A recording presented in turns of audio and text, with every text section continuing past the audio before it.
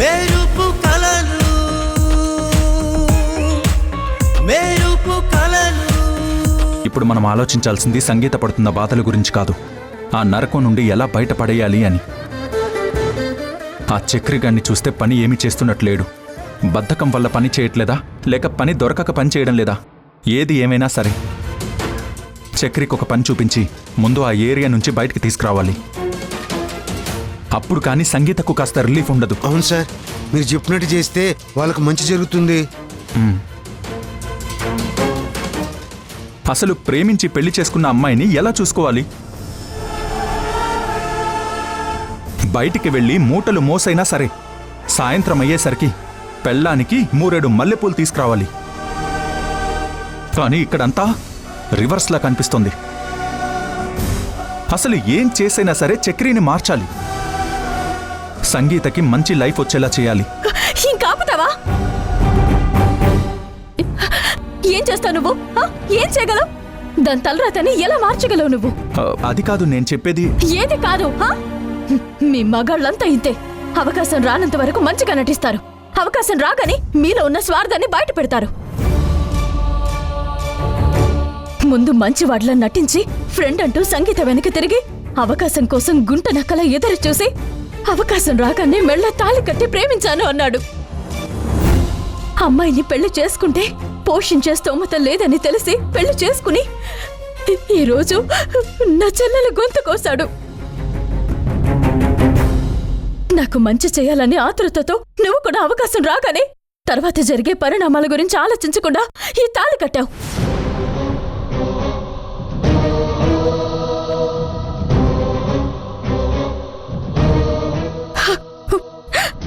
దానివల్ల నాకు మంచి జరగకపోగా ఇంకొన్ని సమస్యలు నా నెత్తి మీద పెట్టావు.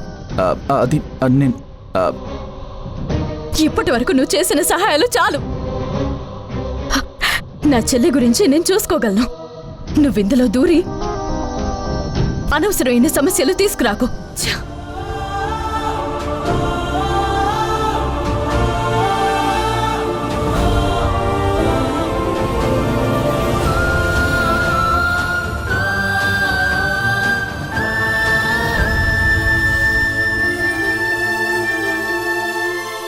మీ మేడంకి ఏమైనా పిచ్చా? ఇప్పుడు నేనేమన్నానని అంత సీరియస్గా నా క్లాస్ తీసుకుని వెళ్ళిపోతుంది? అది మీ మీద కోపం కాదు సార్, తన చెల్లి జీవితం నాశనం అయిపోయిందని బాధ. ఆ కోపం ఎవరి మీద చూపించాలో తెలియక మీ మీద చూపించారు. నాకు కూడా సంగీత అంటే చాలా ఇష్టం. తను మా ఇంట్లో ఉన్నప్పుడు తనకి ఏ చిన్న ఇబ్బంది ఉన్నా నాకే చెప్తుంది. నాకే. మామయ్య గారి దగ్గర ఎంత చనువుగా ఉండేదో అదే చనువు నా దగ్గర చూపించేది. అలా అని సంగీత కష్టం వస్తే నాకు మాత్రం బాధగా ఉండదా? అది అర్థం చేసుకోకుండా తన కోసం ఏం చేయాలో డిస్కస్ చేయకుండా మీ మొక్కవాళ్ళంతా ఇంతే అని నా మీద అరిచి వెళ్తుంది. పాపం సార్, మేడం గారికి ఏం చేయాలో అర్థం కాక అలా మాట్లాడారు. అయినా ప్రేమున్న చోటగా సార్ హక్కుండేది. అందుకే మిమ్మల్ని అలా అనేసి వెళ్ళిపోయారు. సార్, మీరంటే సమిత మేడంకి పిచ్చి ప్రేమ సార్, కానీ బయటపడరు. అవునవును, తనలో ఉన్న ప్రేమ బయట పెట్టదు, కానీ అనవసరంగా నోరు పారేసుకుని తిట్టేసి వెళ్ళిపోతుంది. ఆ తిట్లల్లో నీకు నా మీద ప్రేమ కనిపిస్తుందా? సరిపోయారా బాబు మీరిద్దరు. సంగీత మేడానికి హెల్ప్ చేయడానికైనా ఇద్దరు ఒకటే అవుతారనుకుంటే ఇంకాస్త దూరం అయ్యేలా ఉన్నారే. అయ్యో,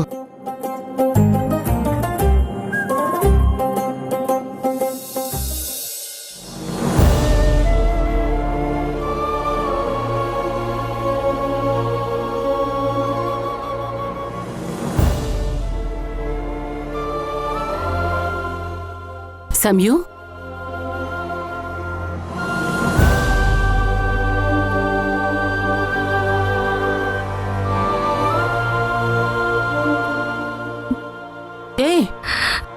ఎందుకు ఏడుస్తున్నావు? ఏమైంది?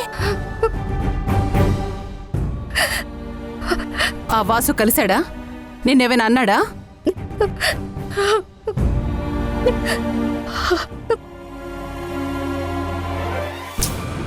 అడుగుతుంది నిన్నే. నువ్విలా సమాధానం చెప్పకుండా ఏడుస్తున్నావంటే ఖచ్చితంగా వాడే ఏదో అనుంటాడు. సంగీత కనిపించిందమ్మా.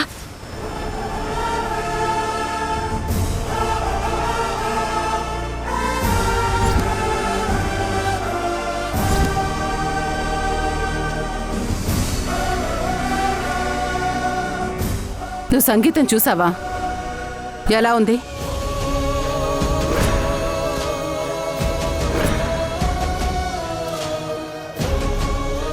ఎక్కడుంటుందంట?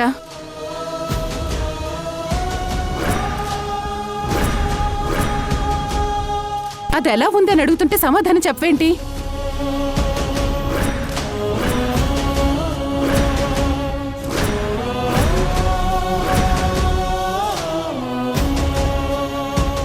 ప్రేమించి పెళ్లి చేసుకుని మనల్ని కాదనుకుని వెళ్ళిపోయింది కదా. బానే ఉంటుందిలే. నా గురించి అడిగిందా? మనల్ని మర్చిపోయి ఉంటుంది. అమ్మా,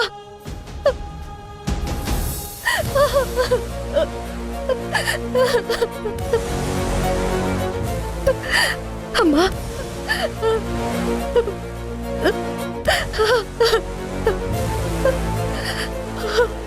ఏమైంది సంయు? ఎందుకు ఏడుస్తున్నావు? సంగీత పరిస్థితి ఏం బాగాలేదమ్మా. పరిస్థితి బాగలేదు అంటే ఏమైందే తనకి? నేను ఉదయం ఆఫీస్ నుంచి వెళ్తూ గుడికి వెళ్ళానమ్మా. అక్కడ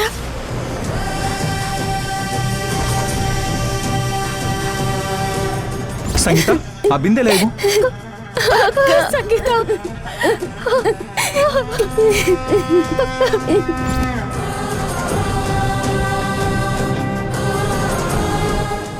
ఇక్కడ నువ్వుండేది? అవునక్క.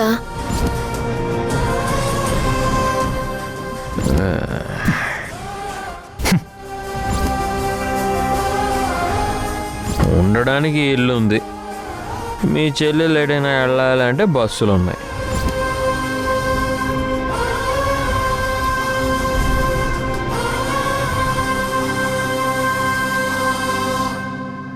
సంగీతని చూసి నేను తట్టుకోలేకపోతున్నానమ్మా.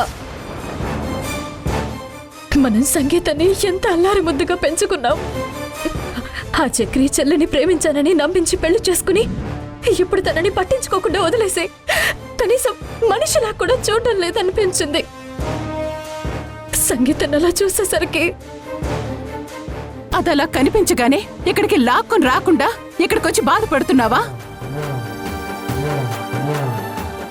ఆ రోజే చక్రి గారిని చూడగానే నేను ఆ రోజే చెప్పాను. కానీ అది నా మాట వినకుండా వాడితో వెళ్ళిపోయింది.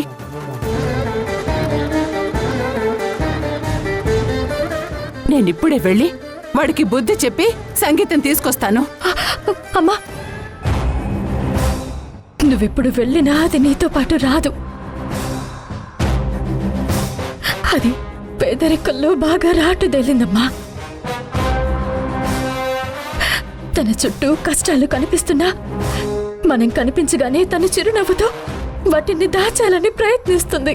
అలా అని దాన్ని గాలి కుదిలేస్తావా? లేదమ్మా, నేనెంతగానో అడిగి చూశాను. కానీ సంగీత తను బానే ఉందని నాతో చెప్తుంది. ఇప్పుడు నువ్వు వెళ్ళినా అంతేనమ్మా. పైగా నిన్ను చూసి భయంతో, తప్పు చేశానన్న గిల్ట్తో నీ నుంచి తప్పించుకోవాలని చూస్తుందే తప్ప ఉపయోగం ఏం ఉండదమ్మా. అదలా ఫీల్ అయితే 4 తగిలించి మరీ తీసుకొస్తాను. అమ్మా, ఇప్పుడు సంగీత ఉన్న పరిస్థితికి మనం అలా తీసుకురావడం కరెక్ట్ కాదు. తనకి మనం సపోర్టుగా ఉండడం ముఖ్యం. తన జీవితం బాగుండాలంటే ఏం చేయాలో ఆలోచించడం ఇంపార్టెంట్ అమ్మా. రేపు నేను వెళ్ళి కలిసి ఏం చేయాలో ఆలోచిస్తానమ్మా. నేను చూసుకుంటాను, నువ్వు కంగారు పడకు. సరే, రేపటి వరకు చూస్తాను. నువ్వు వెళ్ళి మాట్లాడి దాన్ని ఇక్కడికి తీసుకొనిరా.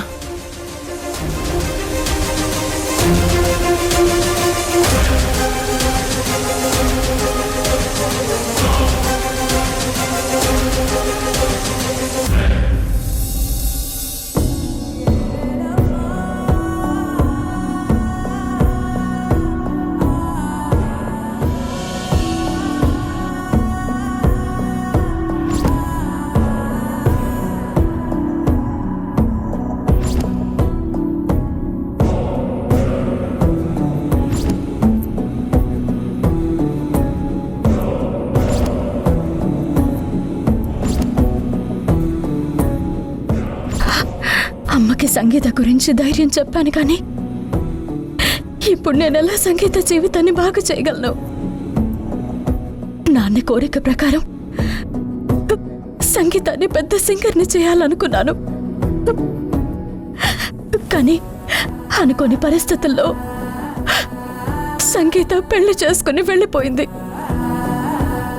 ఇన్ని రోజుల తర్వాత చూస్తే నాన్న కోరిక, సంగీత ఆశ అన్ని నాశనమైనట్టు అనిపించింది. ఒకే రక్తం పంచుకు పుట్టిన నా చెల్లెలు ఇలా అయిపోతుందని కలలో కూడా అనుకోలేదు. ఇప్పుడు ఏం చేయాలి? పెళ్లి చేసుకుని తన జీవితాన్ని పణంగా పెట్టిన సంగీతకి మళ్ళీ మంచి జీవితం ఎలా అందించాలి? నువ్వు తెలివిగల అమ్మాయివని అనుకున్నాను కానీ నువ్వు ఎమోషనల్ అమ్మాయివి. ప్లీజ్, నేనిప్పుడు వేరే బాధలో ఉన్నాను, నన్ను వదిలే. నేను అదే అంటున్నాను. నువ్వు నీ చెల్లికి ఎలా హెల్ప్ చెయ్యాలి అని ఆలోచిస్తున్నావు గాని అసలు విషయం మర్చిపోతున్నావు. అవును, సంగీత పెళ్లి చేసుకుని జీవితం నాశనం చేసుకుందని ఆలోచిస్తున్నావే గాని సంగీతలో ఉన్న టాలెంట్ ని లోకానికి పరిచయం చేసి మీ నాన్న కోరికని తీర్చాలి అని అనుకోవడం లేదు. పెళ్ళైన అమ్మాయి సింగర్ కాకూడదని రూల్ ఏమైనా ఉందా? నీ చెల్లెలి మధురమైన గొంతుని అందరికీ పరిచయం చేయొచ్చు కదా. తాను సింగర్ అయితే మీ నాన్న కోరిక తీరుతుంది, తన లైఫ్ బాగుంటుంది.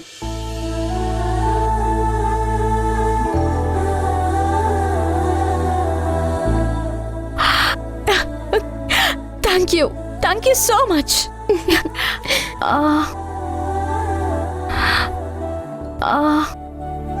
నువ్వు చెప్పింది నిజమే కానీ మళ్ళేంటి ఆలోచిస్తున్నావు? సంగీతకు అవకాశాలు రావాలంటే ఎవరిని కలవాలా అని ఆలోచిస్తున్నాను. హలో, నువ్వెవర్ని కలవాలనేది నేను చెప్తాను. వెళ్ళి వాళ్ళని కలువు, నీ పని అయిపోతుంది. ఎవరిని కలవాలి? రేపు ఈటీవీలో వచ్చే పాడుతా తీయగా సెట్ కు వెళ్ళి the great music director Keeravani గారిని కలువు. ఏంటి జోక్ చేస్తున్నావా? జోక్ కాదు సంయుక్త, నిజం. సార్, కానీ సార్ నీకెలా తెలుసు? ఎలా తెలుసంటే నేను పెద్ద సింగర్ని కావాలని చాలా కలలు కన్నాను. ఆ కలలకి తగ్గట్టుగానే నాకు మంచి గురువు కీరవాణి గారు దొరికారు. సార్ ప్రోత్సాహంతో గొప్ప సింగర్ని కావాల్సిందాన్ని. కానీ నేను వేసిన ఒక్క తప్పటడుగు నన్ను ఈరోజు ఈ టెడ్డీలో బందీగా ఉంచింది. నేనొక అబ్బాయిని నమ్మి తనకి నా మనసిచ్చాను. కానీ అతను నన్ను తన స్వార్థం కోసం వాడుకొని మోసం చేశాడు. అది తట్టుకోలేని నేను చివరికి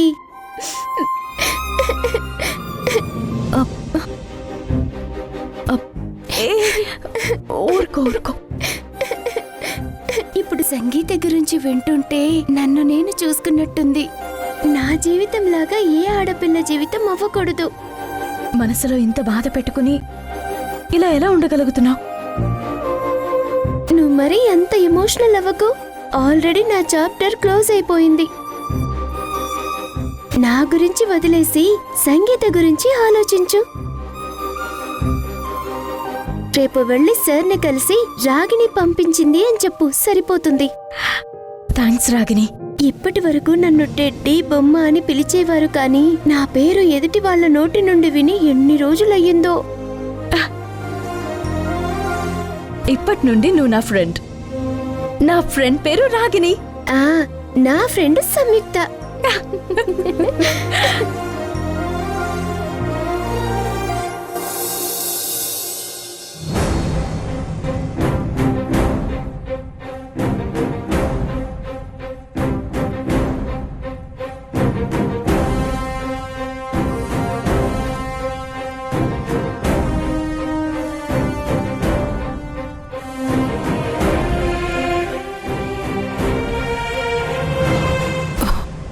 అమ్మా అమ్మా అమ్మా, ఇలా రా,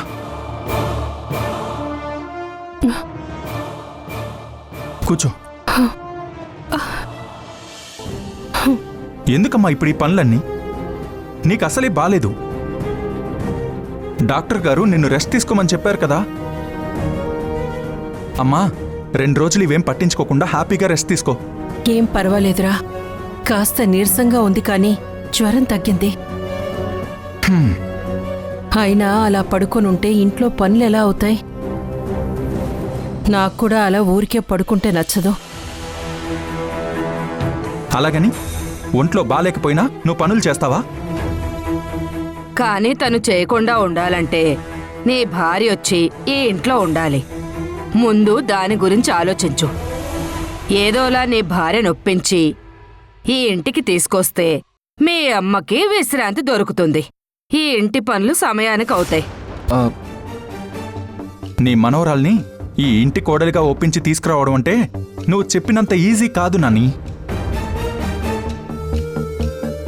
అసలే ఇప్పుడు సంగీత జీవితం గురించి ఆలోచిస్తూ ఆ టెన్షన్లో ఉంది. ఇప్పుడు నేను వెళ్ళి ఇంటికి రా అంటే ఒక్కసారి నా పరిస్థితి ఏంటో అర్థం చేసుకో. ఒరేయ్, ఇలా ఎంతకాలం రా? కొంతకాలం పడుతుందత్తయ్యా. అప్పటి వరకు మనం ఓపిగ్గా ఉండాలి. ఎందుకంటే సమ్యుకి వాసు మీద ఎలాంటి ద్వేషం లేదు, కానీ తన అనుమతి లేకుండా తాళి కట్టాడని కోపంగా ఉంది. పైగా తన తల్లి ప్రేమ కోసం తాపత్రయపడుతున్న సమ్యుకి ఇప్పుడు భాను ప్రేమ దొరికింది. ఇదే కాకుండా సౌందర్య ఇంట్లో నుంచి వెళ్ళిపోవడం, సంగీత గురించి ఆలోచిస్తుండటం, వీటన్నింటినీ దాటుకొని మన ఇంటి కోడలిగా అడుగు పెట్టాలంటే తనకు కొంచెం సమయం ఇవ్వాలి. బాగానే ఉందమ్మా సంబడం. ఎంతసేపు వాళ్ళ సమస్యల గురించి ఆలోచిస్తున్నారే కానీ ఇక్కడ పెళ్లి తర్వాత జరగాల్సిన తంతుల గురించి ఎవ్వరికీ పట్టింపు లేకుండా పోయింది. ఆ జరగాల్సిన తంతులు అవ్వాల్సిన సమయానికి అవ్వాలి. అర్థమైందా? హా? మొన్ననేగా సత్యనారాయణ స్వామి వ్రతం జరిపించాం. ఇంకా తంతులేంటి? చేయడానికి చాలా ఉన్నాయి. ఒక్కొక్కటి జరిపిద్దాం గాని ముందు మనం జరిపించాల్సింది నల్ల పూసల తంతు.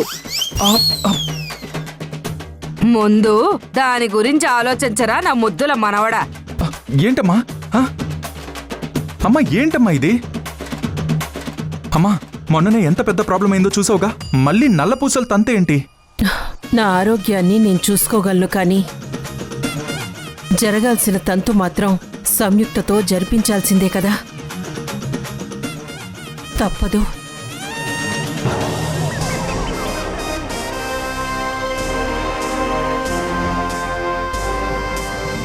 ఓ అమ్మో నాయనో, అమ్మో, ఈ విషయం కానీ తనకి చెప్పానా నా పని అవుట్. అయ్యో,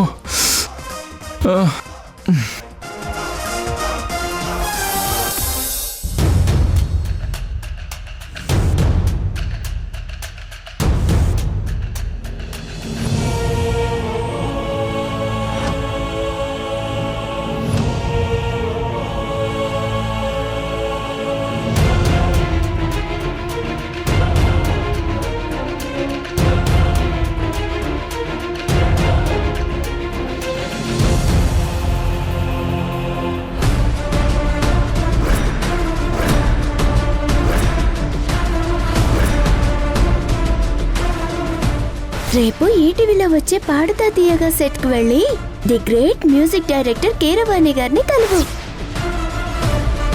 సంగీతాన్ని సింగర్ని చేయాలంటే మ్యూజిక్ డైరెక్టర్ని కలవాలి. ఎలా? మ్యూజిక్ డైరెక్టర్ని కలిస్తే రాగిణి గురించి చెప్పి సంగీతకి అవకాశాన్ని అడగచ్చు. కానీ ముందు అతని వరకు వెళ్ళడం ఎలా?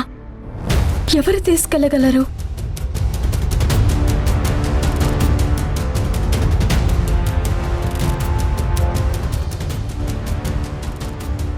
ఇప్పటికిప్పుడు మ్యూజిక్ డైరెక్టర్ని కల్పించే వాళ్ళు ఎవరున్నారు? రూపకి తెలిసిన వాళ్ళు ఎవరైనా ఉన్నారా?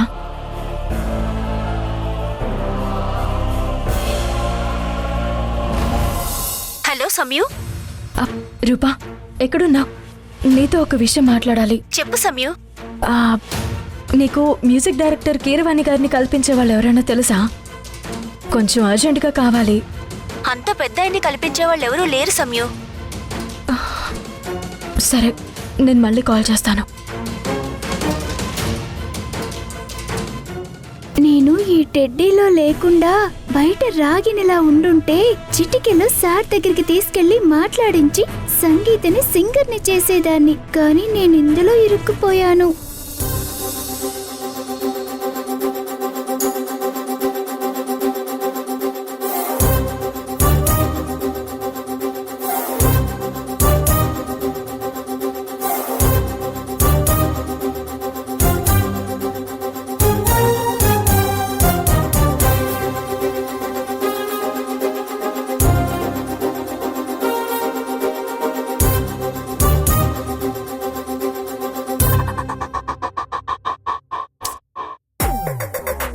సంగీతని సింగర్ని చేయాలి.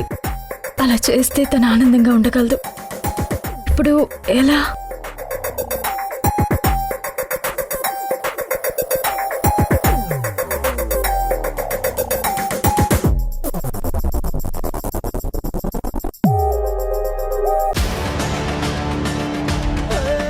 ఆ ధర్మతేజ మనసులో ఏదో దురుద్దేశం పెట్టుకుని నిన్న ఇంట్లో ఉండనిస్తూ నీకు కావాల్సినంత డబ్బిస్తున్నాడు. ఏంటి ఎప్పుడు చూసినా సార్ గురించి తప్పుగా మాట్లాడతావు? నేను తప్పుగా మాట్లాడడం కాదక్కా, అతనే తప్పు అంటున్నాను. చూడు మామ్, ఒకవేళ నేను హ్యాపీగా ఆనందంగా బతకడానికి నేను సార్ని పెళ్లి చేసుకోవడం కరెక్ట్ అనిపిస్తే చేసుకుంటాను.